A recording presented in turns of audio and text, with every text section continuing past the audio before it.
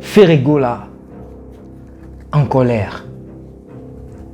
Dans cette vidéo, vous allez comprendre pourquoi Ferregola est en colère contre l'équipe Nae.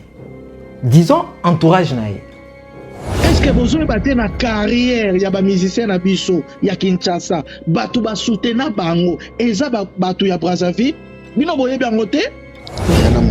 Yana moto oyo peut-être fali moto lobi na oga qui a tient concert le 24 wana pona okale muninga ndenge na mokili oyo nyonso toza deux capitales les plus rapprochées du monde oyo eza Kinshasa na Congo Brazza. Mo roga soki annonce que le 24 juin na obeta na Libye to na Cameroun engosala bapolémique oyo esalami te. Esalami polémique par rapport à deux capitales les plus rapprochées du monde où ils ont tous les deux Congo. Ferregola aza bafan ebele na Congo Brazza, nde pe roga aza pe na bafan na Congo Kinshasa.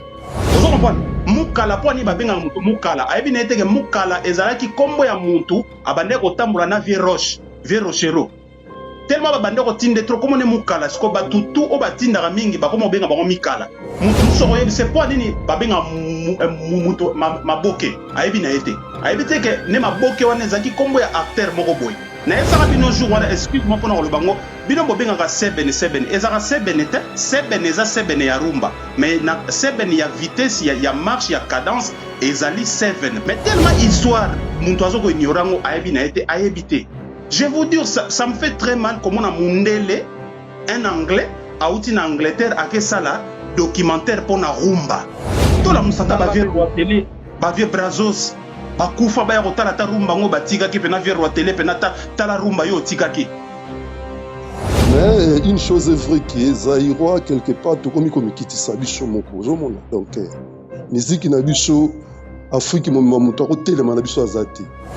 Banda rumba et banda bisonde toza bakolo rumba to defanda rumba na marque tout donc toza na berceau ya musique RDC vous comprenez donc oezo le kalelo et comment ça la soni vous mona donc Zaïro za miye bali sous niveau na été.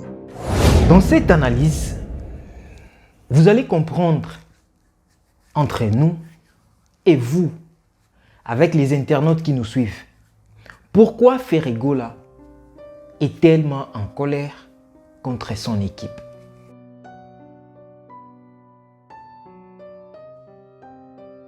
Il y a de cela plusieurs mois, Ferregola a annoncé qu'il va au concert, si je peux dire.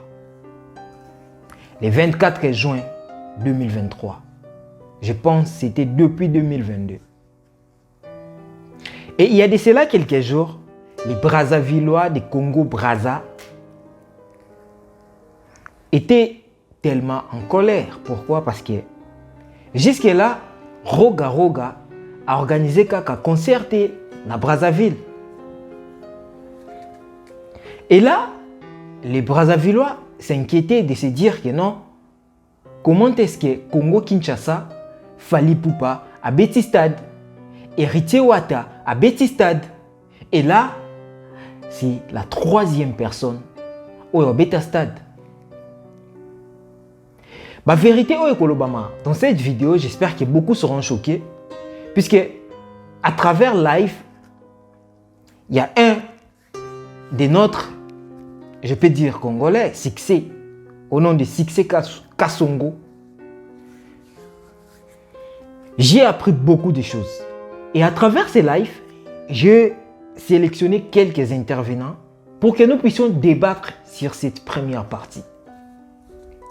Dans la première partie, on a discuté sur l'affaire qui s'oppose entre Brazzaville et Kinshasa, les deux Congos les plus proches. Et qu'est-ce qui se passe entre Roga et Ferregola?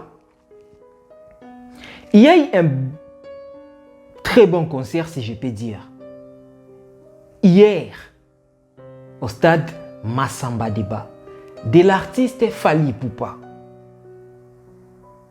Fally Ipupa a été accueilli à merveille.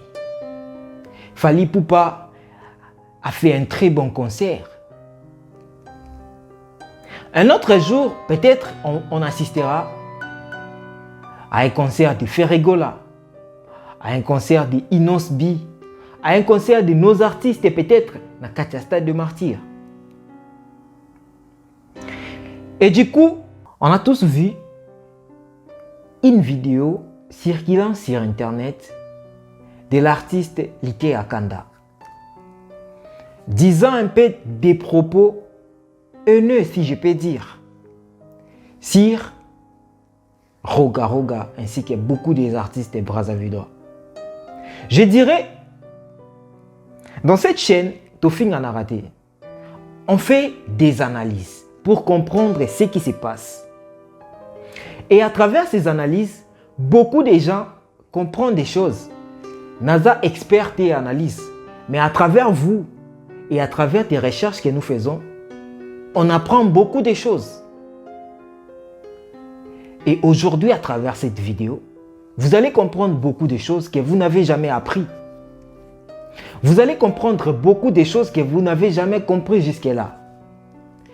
Du coup, en parlant de Lité Akanda, moi je dirais, Lité Akanda a fait quelque chose de ne pas bien.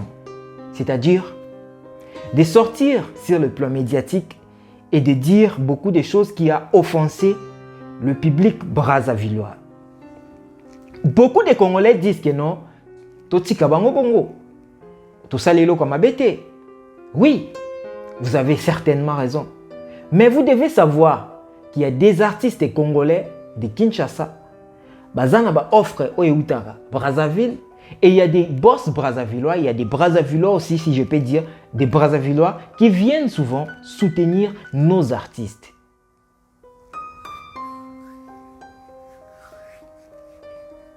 La vérité qui se cache entre les concerts du 24 juin de Ferregola ainsi que Roga Roga, ce n'est même pas Fally Ipupa.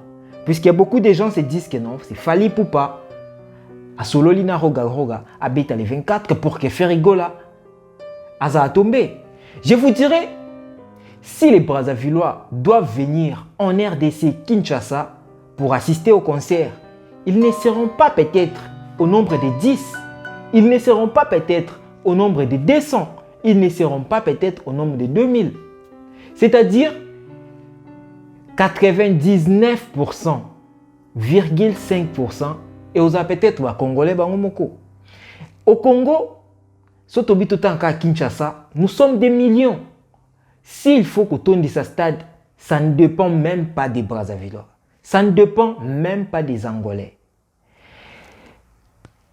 Combien dans un stade, l'objectif peut-être, je ne sais pas, est-ce que Ferregola vous a dit que l'objectif principal est retourner à ce stade? Point d'interrogation. Est-ce que Ferregola a l'objectif principal est à Bouka stade? Point d'interrogation. Mais peut-être ce sont des fans, ce sont des mélomanes qui se disent il faut retourner à ce stade. L'objectif à Robert dans stade est peut-être que pas retourner à kaka. Et ça, que se pelisa bateau balingaka musique. Est-ce qu'il fallait arrêter dans stade de Massamba Débat? Stade des qui n'ont pas peut-être plein à craquer, peut-être qu'on a penser. Puisque bateau dans un cima podium, voilà. Et là, à travers cette vidéo, on va comprendre beaucoup de choses. À travers ces audios, à travers ces lives TikTok qui nous a beaucoup instruits. Alors, en passant sur le deuxième point, j'aimerais parler sur la réaction sans contrôle de Lité Akanda et puis Marcaus. Vous devez savoir que nous avons des artistes. Et les artistes, comme ils sont là, bazakana ba pilier. Artistes bazana ba pilier ou ba soutenir dans les cas où il y a un problème, porte-parole ou encore assistant dans les besoins. Maintenant, Lité Akanda est à sortir peut-être Abima qui est peut-être dans la colère, Asala qui est peut-être dans la colère, Asala qui est peut-être dans Essengota ko sala. Et c'est par après ndé na lobaka média eza eloko oyeko kyo zongisa yo conscience peut-être na sima. Vous allez voir ce que Inos B a fait. Qu'est-ce qu'il a dit? On n'a pas de problème avec le Rwanda. Moi je dirais, moi je n'ai jamais été au Rwanda, je n'ai jamais été à Kisangani ni au Goma. ni à Goma. Mais je sais qu'il y a des problèmes, il y a des conflits entre nous et puis les Rwandais. Inosbi, façon à réagir ça qui, ce n'est pas bien. Vous comprenez? Pourquoi? Parce qu'on voit qu'il y a des années, tout est là, parti, il y a Estewana. Pourquoi? Parce qu'il y a des coltins, parce qu'il y a des richesses là-bas. Vous comprenez? Et déjà, on nous dit que nous ne bénéficions pas du 90% de cette partie. Donc voilà, ce qui veut tout simplement dire que non, il y a un grand conflit entre nous et les Rwandais. Donc, médias, eze loko oe ekoki obungisa mutu. Makambo koloba. Donc, il faut qu'on ait au moins un contrôle. Il y a médias, puisque si on a un contrôle à médiaté, okoki oloba makambo mususu oyo na simanango regretter. Bon, on va passer par les audios. Et j'ai félicité Ferrigola pour sa réaction rapide après Koyoka Makambouani Lekaki. Il a quand même réagi et puis je pense que les Brazzavillois vont comprendre que non, il y a plus grand problème. On y va. Toya lisusu komona ba artiste na biso sortie médiatique ya Marc House azo critiquer Roga longola date wana tutu botala ki bino nyo sur vidéo. Et puis tomoni il était akanda a commis sur ba propos na ye aye koloba kutu plus grave. Roga banda musique scala metale longino toujours za kobuka. Po ani ba propos bongo. Tokomi komona siko bandeko na biso pe basala ba direct na nini na Brazzaville bakomi ko attaquer ba musicien na biso bakoma ki pe ko boycotter concert à Fali. Aujourd'hui faire abeta martyr lobi pa ko beta na Brazza so ba boycotter au monique tozoluka ba ranking biso moko siko yango to tuni question yo ndenge ozana osa analyse ni eloko nini ozosenga ba artiste na yo pona concernant entourage soko linga faire zala clair na biso yesa biso en tout cas eloko boy to na posa boy to lingi makambo yote et se répéter ce qui fait azaki grand te alinga sa vidéo te azupe ba appel état que humain a sali vidéo pour calmer citation ce que yo conseil ni no ko pesa bato baningi te to loba entourage na habite moi français ngoso tozo employeur au mabe. Donc mingi bayebi na bangote nani yango ayebi que le père de la rumba c'est un Brazzavillois, un certain Paul Kamba oyo est mené à yemba toute sa vie oyo est mené à pesa kombo orchestre nae. Qui le connaît? Nani yango ayebi yango? Paul Kamba nani yango ayebi? Ozo apprendre biso même ngana yebite. Tu vois, en fait, les gens ne se documentent pas. Ngata on aime ça casse. En fait, nena s'inventer pour la monde à internet ou on aime ça masanga na oso na sonate. Internet ou le babo mutumo ebi na été abandi biloba loba. Le père de la rumba. Donc Oazaki Griot, il s'appelle Paul Okamba, camarade ya vieux Wendo Kolosoy na ba roi télé. Soko yoka Victoria Eleson kombo ya Victoria wana ezali kombo oyo ba oyo nani oyo vieux Wendo ayemba e utande na Brazzaville. Tango zemba Polo Kamba o polo miziki munu kebula o ya Gode Mavula o miziki munu kebula o ya Brazzaville o. Et maintenant yemba ngote il est chanté na cigarette à remix mais qui les connaît, qui les sait? Personne n'en sait. Mais eza mawa trop parce que mokile ndenge ezokine toujours que yango jeune moko alobaki auta koloba abi mais polémique ya lelo na ya kala eza différent.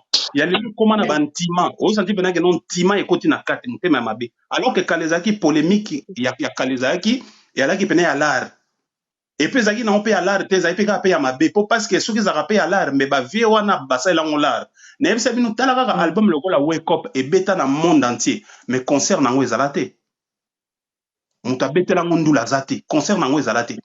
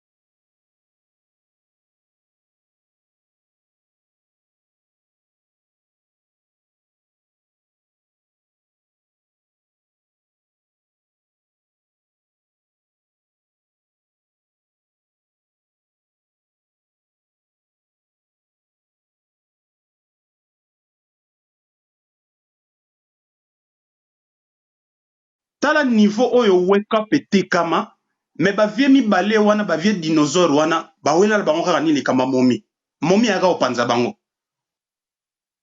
momi bayembela bolingo mariama bolingo marie l'amour nanga kosimba te pardon bawelela momi yango epanza bango baconcert ebetama te likolo ya nzele ya mangudi ta niveau ya bato jibe na wera basukaka boye bakoya kosala featuring moko boye me basukaka boye États-Unis biloko wana balela yango mbongo omona penanke no Arkeli na Jay-Z basali album nzembo oya toyo toyo toyo toyo toyo toyo toyo toyo eza album ya bango mibale te Jay-Z et Robert Kelly banda oyoka na tembe basali album elesi bango la c'est-à-dire ozomona bato bavivre na business tala lokola wenge ozo imaginer lokola wenge ou Zaiko batikala kosala bango documentaire te wenge bazana bon Zaiko kutu si bakufi kufi mais wenge ezana no vivant mais bako boule te ke bavanda te Netflix ezalaka to kende to kotsa demande pour sala biso documentaire po wenge eza patrimoine mais mutu moko abulango azana ete au niveau ya buzoba to wana on dit on stagne na ba buzoba moko ezanga ça dit to wana ba polémique moko casse et futaka nango te même pas na bino fali pe na conférence de presse na ya lobaki documentaire ya par rapport à question mo ba posa ki ya on a lobake artiste ebele baza ba grand mais ba professionnel te bo pesa nga raison bo benga nga prophète tokei papa ozomona même atati na ba théâtre ba artiste ba grand artiste baza ebele boko luka batu ke non documentaire salema comment ce que art ya théâtre banana na Congo mutu musoko yebi c'est pas nini babenga mutu maboke ayebi na ete ayebi te ke ne maboke wana ezaki kombo ya acteur moko boy ozo comprendre mukala po ni babenga mutu mukala ayebi na ete ke mukala ezalaki kombo ya mutu abande kotambola na vie rochero tellement babande kotinde trop comme ne mukala siko batutu o batindaka mingi bakoma benga bango mikala mais tellement histoire mutu azoko ignorango ayebi na ete ayebi te. Je vous dis, ça me fait très mal comme on a mundele, un anglais, a outil en Angleterre, à que ça là, documentaire pour na rumba. Et documentaire, on a eu ba prix mon cocas na ebisio ba prix à grave. Mais Congolais qui dit ba. Tout la moussata ba vieux roi télé, ba vieux brazos, ba koufa ba yaro tala ta rumba ngo ba tika ki pena vieux roi télé pena ta la rumba yo tika ki. Donc, je suis désolé, Kassomoni Babiloko yo. Et là, bon, pour nous, on a un sujet pour nous monopoliser parole. Ya yebaka on a ba orchestre massa. Yebango ke ba musicien nyonso. Bazarana ba mikala na bango ba tindaka autant que ne ofinga. Balana bango. Bazapena ba mikala mususu o ba finga kana ndenge na bango. Et alors roi ndenge tolobaka mutaso finga sa Félix au bet tam so Félix te mutatindi. Mais Félix a finga minika ka pona buzoba. Mais ça batu opena Félix atinda kende zulanga ye bazali. Merci beaucoup. Ouais, kasi ngana loba pona papa Hervé. God salamuki tant bon mon a des publicité azaka rolala la muki, c'est que faire rigola la muki. Ya solo mappé à la muki. Tu vois, ba campagne faire ba bande ba campagne no lelote. Tu na fadam yeboy nani kuna mketonga ye pati le 24 na kina robeta. Pourquoi date o roga et puis si polémique. Et le bato bosana na mokili nyonso toza deux capitales les plus rapprochées du monde. Oeza Kinshasa na Congo Brazza. Mo roga soka annonçait que les 24 jeunes en beta na Libye, to na Cameroun.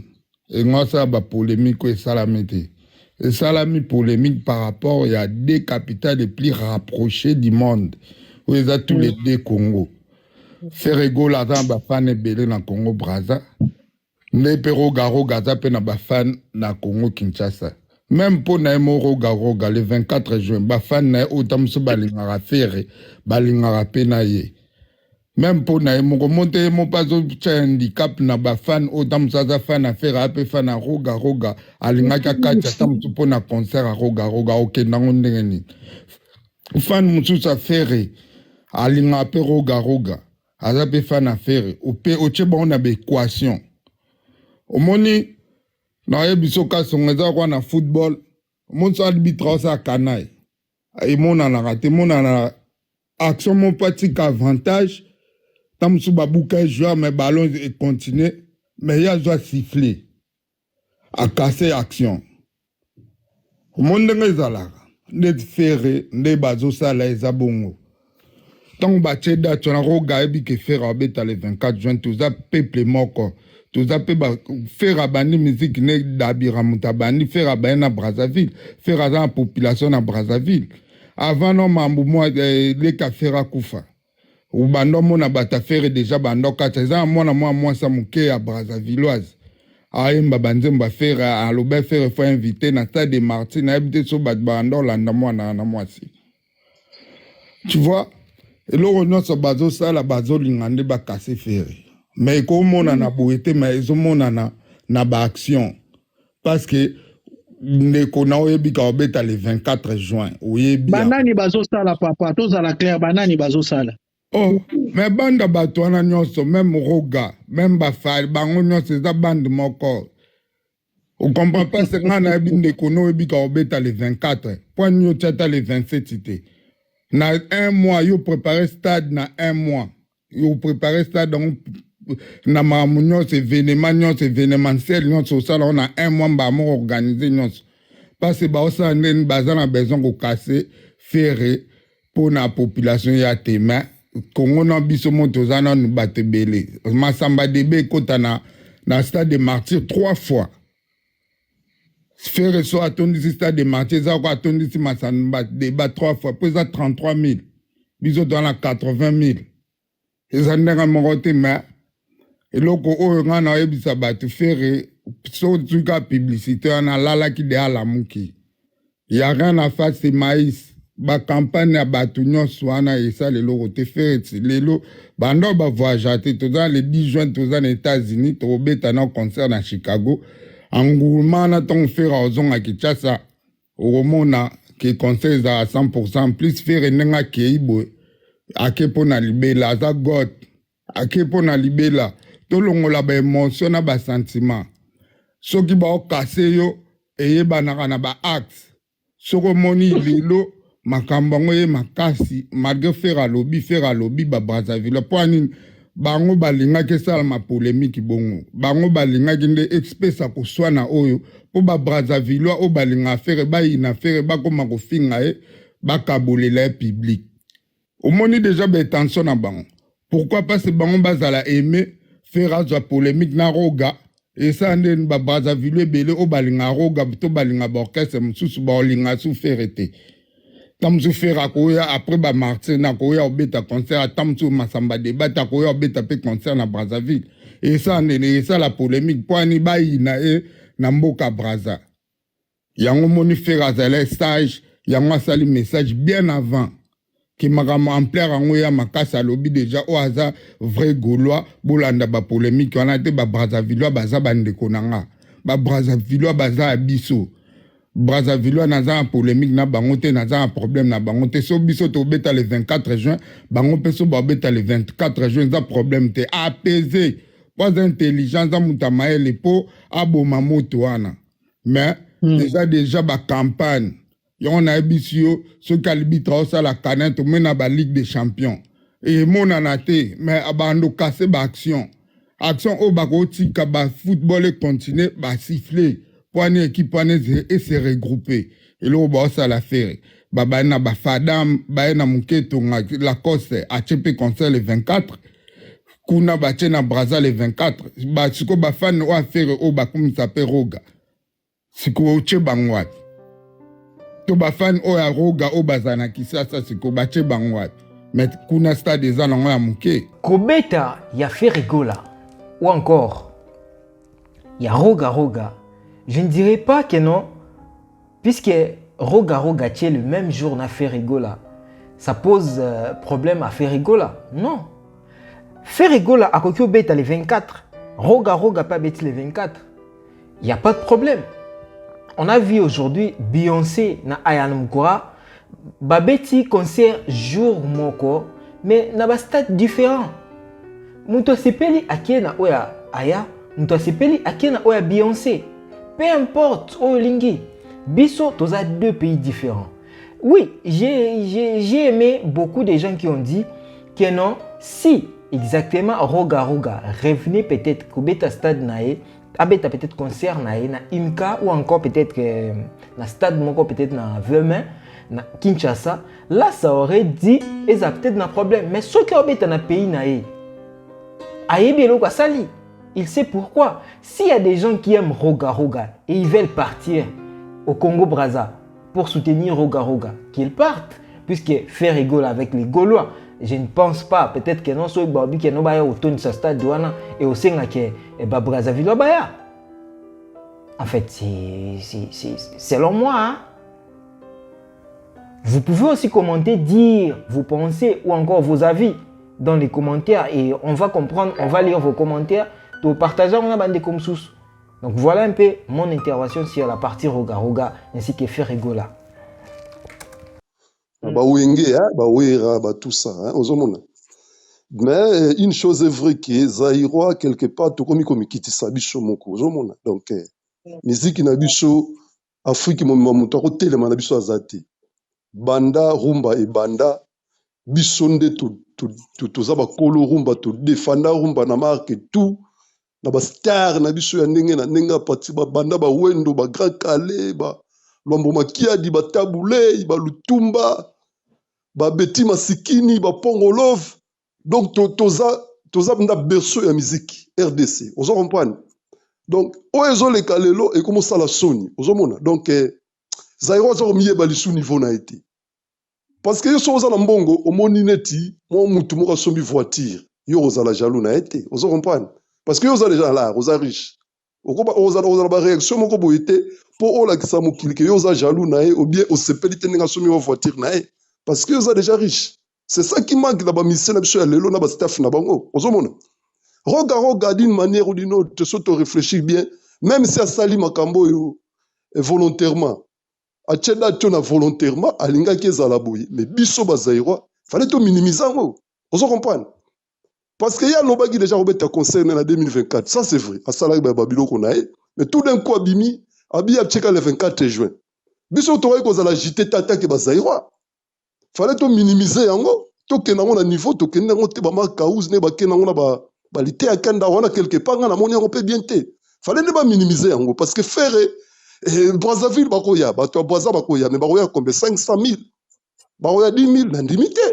Bakoya kokuta la faire mais bango te faire encore compter la bango baton sa stade qui ni déjà ça a plus de 15 millions d'habitants on se comprend plus de 15 millions d'habitants ba golo baza combien la kin faire effort compter dans la kin nan on se mona donc quelque part dans sortie médiatique il y a marque cause na lité à quand ça libienté faut ba comme ba tika ba on est pour diminuer république mobile sur ba nego zolo ba na ba pas développer ba ko attaquer biso tout ça mais non surtout talibien RDC na ba Brazzaville ou bien na ba pays tu Afrique wana on tellement na biso na musique ya zala raté pour bazala ba grand retard biso to sali ba makambo ndenge na ndenge to zala ba star ndenge na ndenge to zala répertoire ma kasi na RDC ya musique ozo mona succès le biloko so ba fali ba zolanda biso ba faire ba fabrication donc vraiment ba comme na stratégie ba ko minimiser ba batu mususu même si ba sali makambo danser mais biso to za très danger donc le faut tous on décide toujours il y a fouille qui n'est pas kaka toujours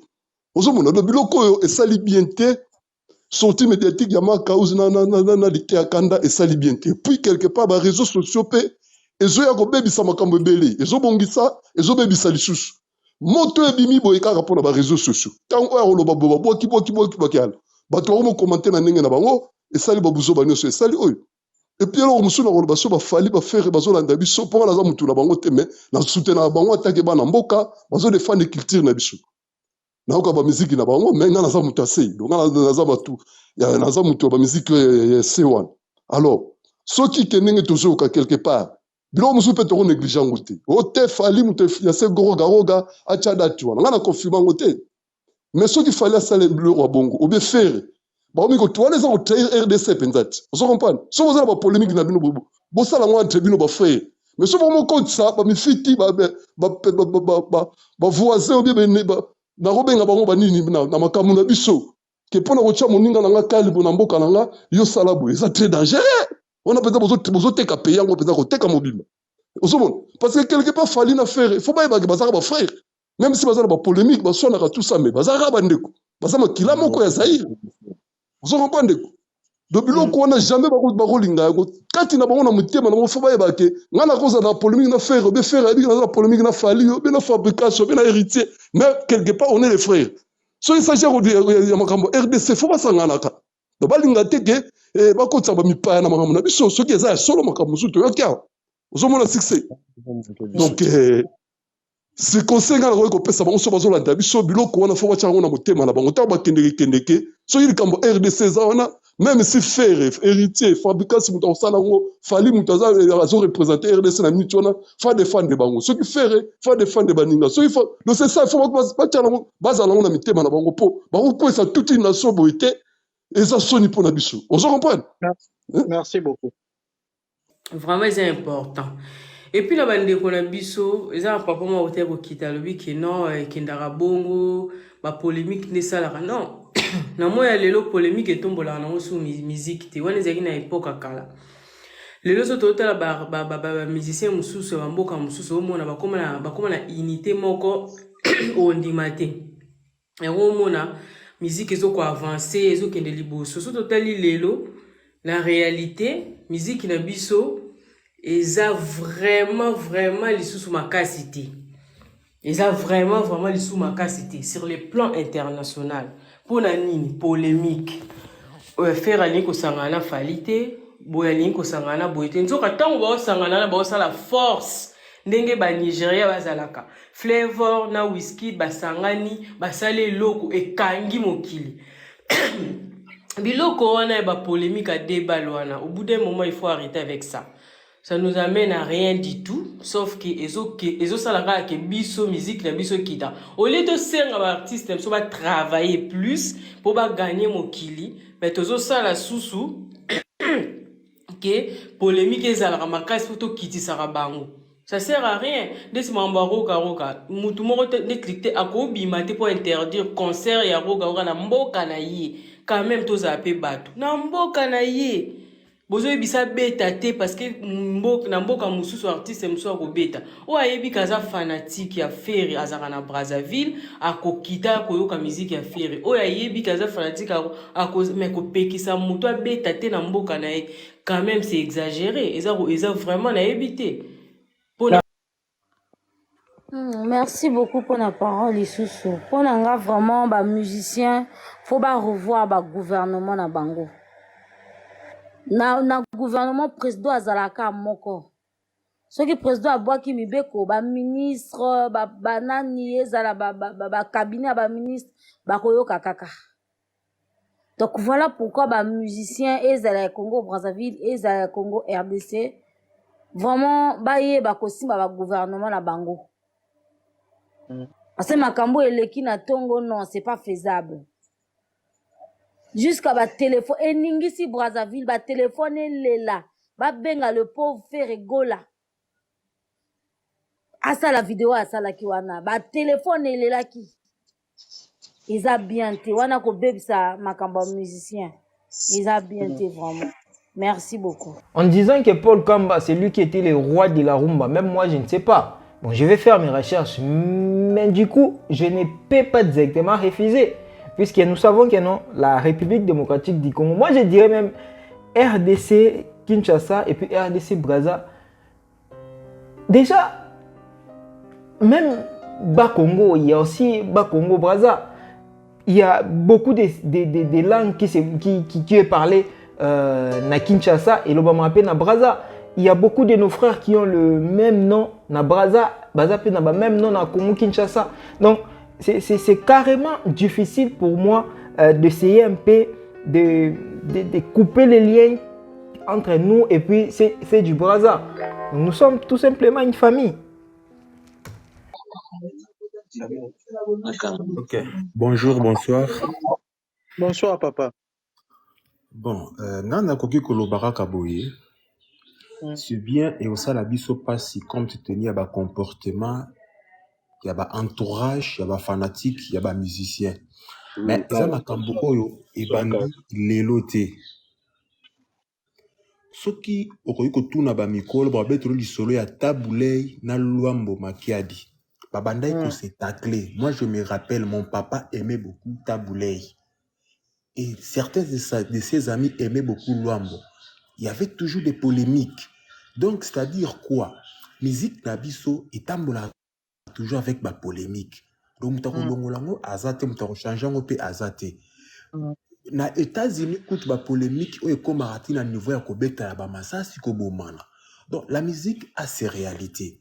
Même si ok na France, ba star ya France, ba sape na ba tacle nango ba se tacle entre bango na bango. Donc la musique eza na ba réalité etambola toujours avec une polémique. Pour ce qui est des roga, moi ça me fait mal, ça me fait pitié. Mutoza na mboka na ye a proclamé date ya concert, yoza na mboka mshish o interdire. Je sais que oza ko se sentir incapable ya kobeta concert soki mutu moko beti na mboka na ye. C'est que batu o ba kota concert na ba kota na mboka ya mutu wana. Donc soyons sûrs de nous. Ba golo ba tika roga aza mukolo Congo Brazza tanga banda ba succès. Fali ayebanaka nanu te. Tanga banda ba succès, Fer ayebanaka nanu te. Babanda kobeta nzoto na nzoto extra musica na wenge 4x4 tout terrain. Donc roga aza mbiaka. Aza pena mbiaka ya bambiaka. Donc disons respect za la to respecter ba valeur. Roga aza valeur na kati ya musique africaine. Donc merci. Nengana pesa nanu bonsoir na batu nyonso ba Olanda biso. Na bandeko ba en ligne. En fait, nga entrée de jeune nga ngezala eloko ezosala nga pasi lelo succès kasongo eza ba discours séparatiste oyo ezoya ezokota na mambo ya musique eza bien te eza d'informe nakoloba ngo de caractère xénophobe. Bino lelo bozomona danger nango te, mais ekozala makambo mosusu bozoloba bokobebisela mpe baninga mosusu nzela bazoya mpe nsima. Un jour babina filie wana bamise mosusu mpe bazala besoin banobeta babraza, mais par rapport makambo na bino boloba bandeko wana bokopesa bango mpe chance te un jour babeta. Parce que bino bomona danger nango te bozosalaka ba polémique na bongo kaka. D'abord polémique ya lelo succès kasongo esprit bien. Nga lelo namona polémique eza na place te.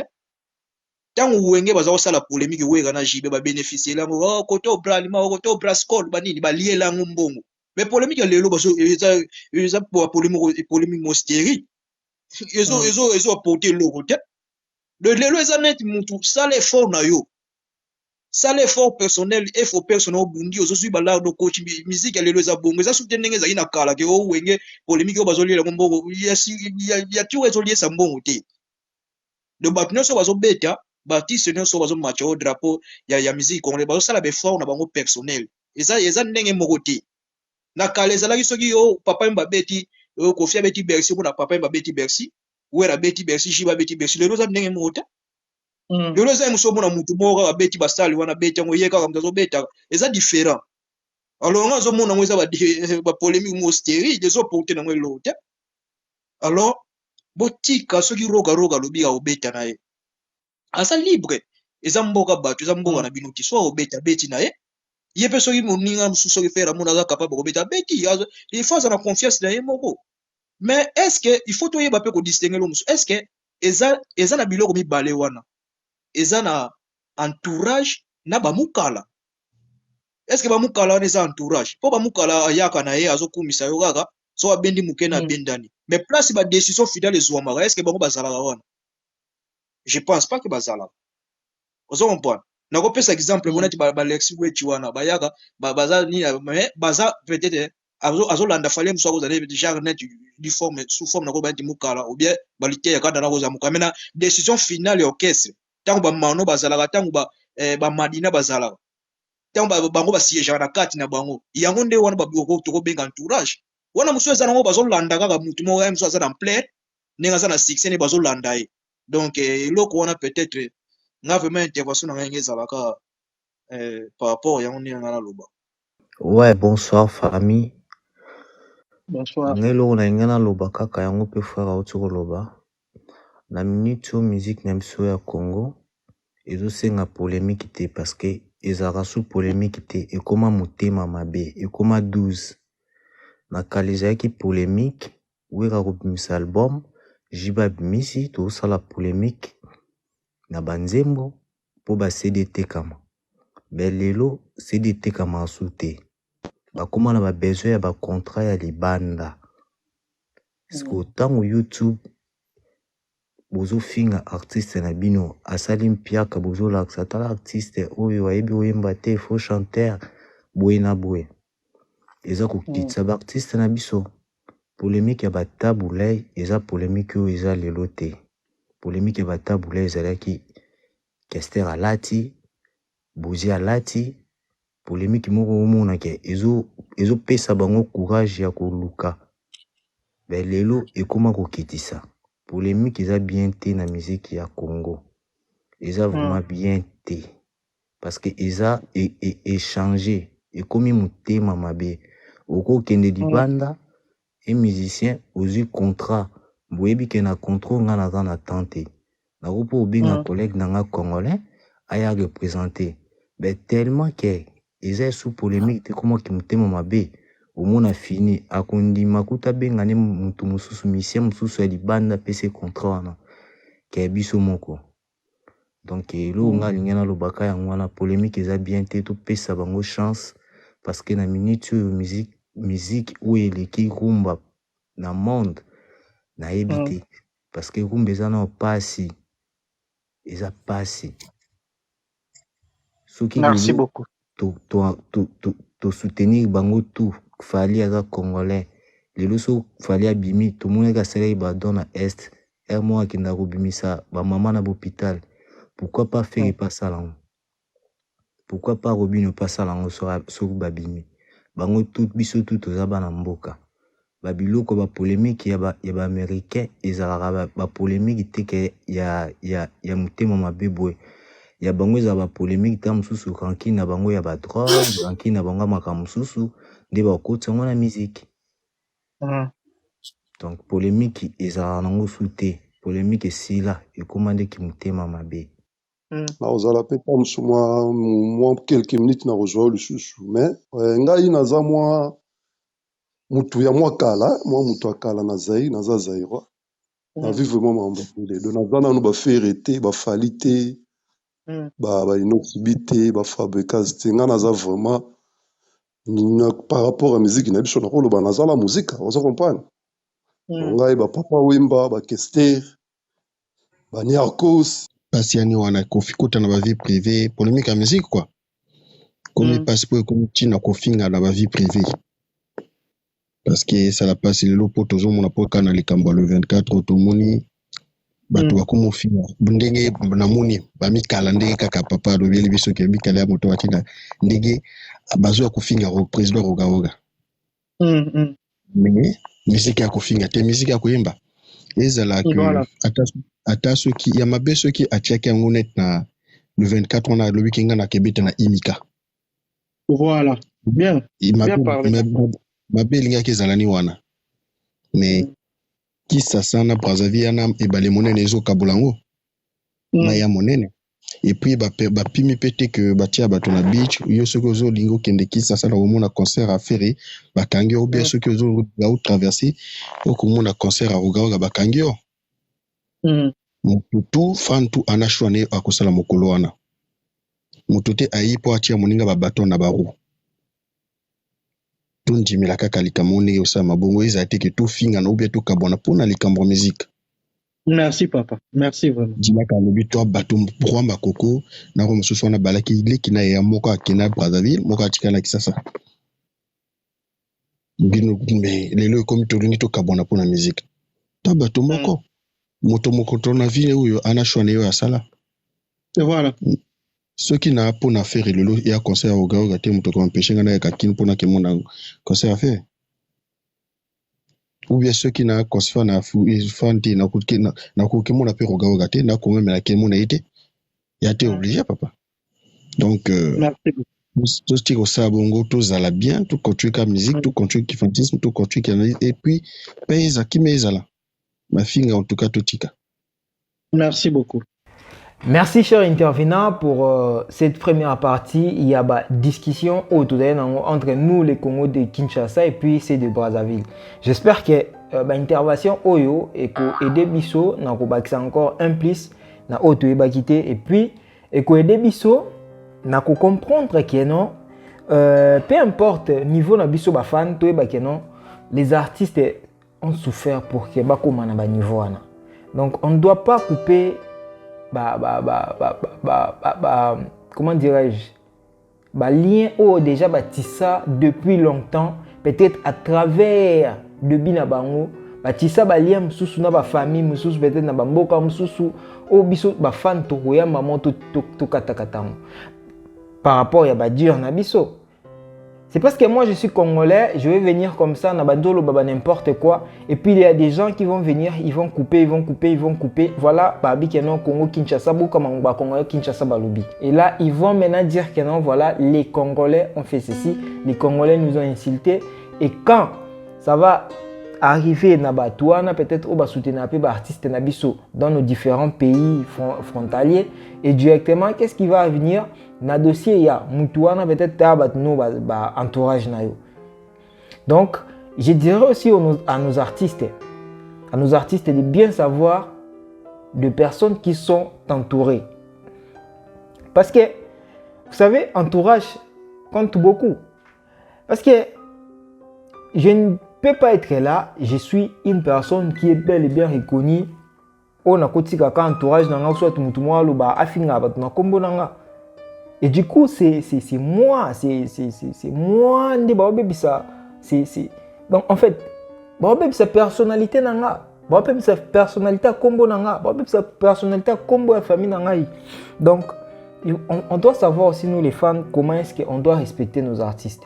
Ils souffrent, ils sont là, ils ne sauront pas peut-être gérer toutes les personnes qui sont entourées d'eux. Donc bato pe boza likolo boye ba ndenge nini boko aider ba artiste pour ba zala un peu décharger, puisque tout le monde a cause à la asali boye ya lobi non na s'excuser na ebo non bosa ka boete bosa a craquer. Il est là, il doit raisonner sur ndenga ko peut-être que ba chanson ndenga ko yemba ndenga ko sabo il a déjà beaucoup de charges. Sans compter d'abord où il y a famille, sans compter où il y a famille élargie, famille restreinte. Donc, nous sommes en charge. Donc, biso ba fan to ba nengeni to ko aider ba ndeko na biso. Moi, je suis congolais de Kinshasa. Je n'ai pas de problème avec ces de Brazzaville. Je n'ai pas de problème. À l'heure actuelle, si je parle, c'est parce que non, cette affaire partait vraiment très mal. Et je me suis dit, je vais quand même faire une première partie par rapport à live. J'ai fait au moins 4 heures du temps de suivre ces lives. Le succès, c'est pour cela que qui intéressé à l'anglais et puis qu'on soit d'informations pour discuter sur yango. J'espère qu'il y a beaucoup de gens qui vont suivre ces lives. Il y a beaucoup de gens qui vont contredire. Vous allez mettre des commentaires. Et il y a beaucoup de gens qui vont dire que non, c'est oui. Il y a beaucoup de gens qui vont aussi dire que non, c'est non. Bon, ça dépend de chacun de nous. Mais c'est que moi j'ai appris et que moi je vais aussi faire mes recherches. Je vais comprendre peut-être que non, ils ont bon côté, peut-être qu'ils ont bon. Donc voilà, c'est à chacun son choix, à chacun son choix. Donc en parlant dans sujet le 24 juin, moi je dirais, Ferregola doit comprendre que c'est normal pour moi. Je dirais c'est normal. Pourquoi je dis ça? Parce que ça dépend. Parce que roga abeta concert pas naé, abeta concert pas bisoté. Donc voilà. Abeta concert pas naé, abeta concert et pas na bisoté. Donc ça là etalika kaé. Donc voilà, na mande konyo so balanda biso. Donc pour moi, en conclusion, je dirais que Ferregola atika makamba roga asala o alingi puisque abeta concert na Braza. Gaulois tout se contenter na préparation à concert à Ferregola ninga beta concert na Kinshasa na stade de Martyr botika banani ba Brazzaville basa makambu na bango na ningi na bango beta concert na mboka na bango, même si beta jour mo na Ferregola ba ebelo bazoluka biso etal bisoté ba Brazzaville pe msusu ba koya na bango ko soutenir Ferregola puisque Italie na bango te ba peut-être que non na fan ya Ferregola net ngai naza fan ya ba artiste mso ba Nigérian ou soit ya Côte d'Ivoire ou pe que non so na zu chance na ko ba peut-être que non na ki na ngota nzembo ya plutôt concert ya artiste na nga wana ke nalanda concert ya oyo abetela mboka na ngai, ça arrive.